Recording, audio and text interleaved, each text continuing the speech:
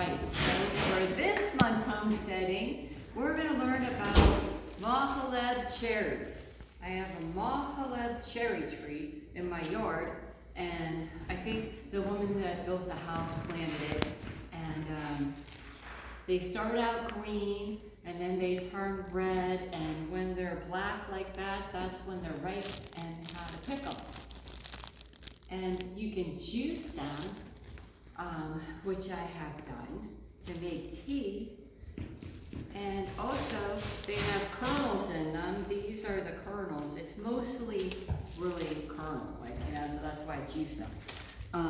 And in the process of juicing them, I have this Juice Man juicer from the 1980s with this big engine in it, like a motor. And so it cracked open all the kernels, and there's seeds inside of them, and that is a Middle Eastern spice called malib if you dry it.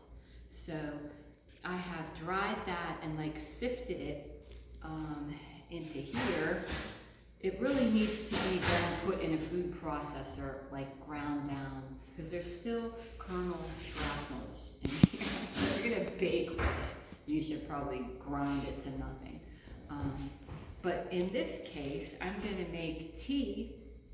And so I took a piece of fabric and put 2 teaspoons of this spice in it so I could put it in the juice and water to make tea. And then I'm also using toasted coconut almond bark tea, which has all the flavors of these cherries. I didn't know this, but cherry pits are how you make almond extract.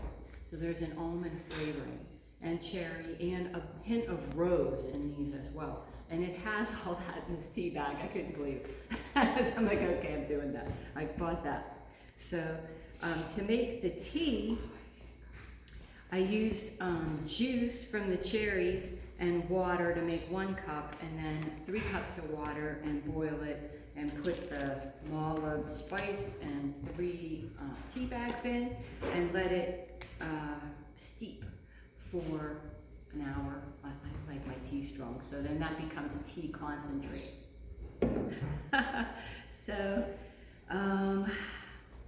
And so I'm also drying the spice overnight. If I take the stuff from the juice, the pulp has all the seeds in it, and you just spread it on a pan. I put it on wax paper or paper towels and just let it dry overnight. It dries like that. And then you can go use a colander with tiny holes and shake it into a bowl, and then you can get all these seeds and pieces of kernels. So, and then one way to make syrup is to make it from tea.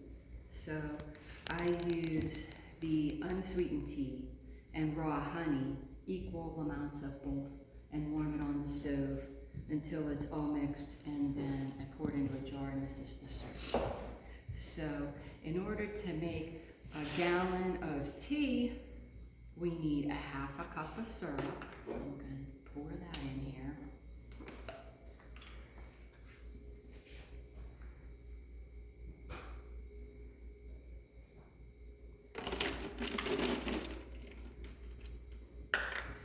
And we need a pint of unsweetened tea, and 1 pint is 2 cups.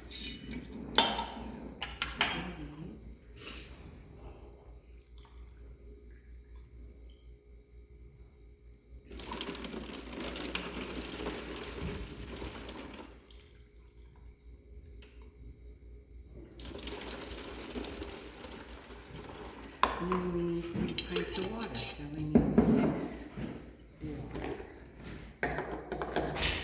water. And maybe we can even get some ice, and then everyone can try it. And I might have to refill this.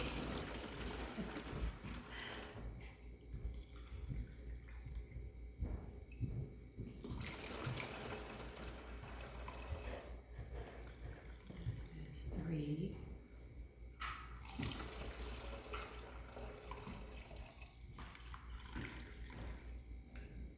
You're gonna need more.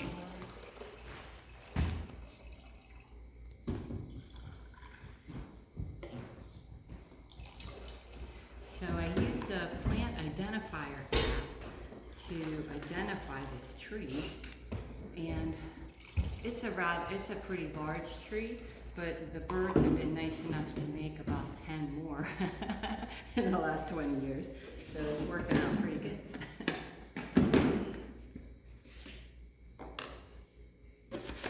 So here it is, walnut tea with an American twist because of the almond coconut bark tea. And that's how you do it.